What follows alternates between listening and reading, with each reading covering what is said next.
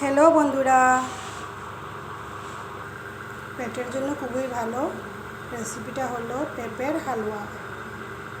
তো দেখতে থাকো বন্ধুরা। প্যানটা গরম হয়ে গেছে, ঘি দিয়ে দিব দুটো তেজপাতা,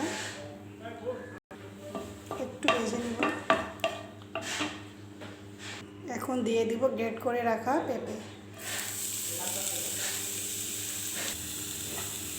একটু লাল করে ভেজে নেব, লাল লাল করে।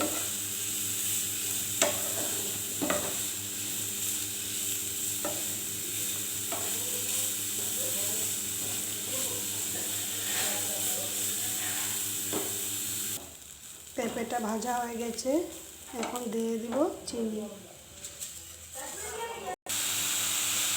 ভেজে নেব।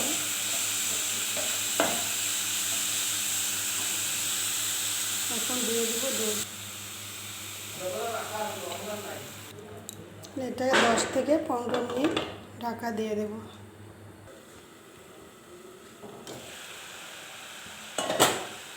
রান্নাটা মোটামুটি হয়ে গেছে, এখন দিয়ে দিব গুঁড়ো করে রাখা এলাচি, আর দিয়ে দিব ভেজে রাখা ড্রাই ফ্রুটস।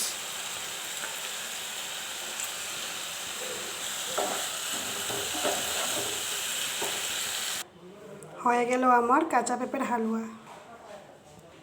এটা তোমরা রুটির সাথে বা খালিও খেতে পারো, খুবই ভালো লাগে।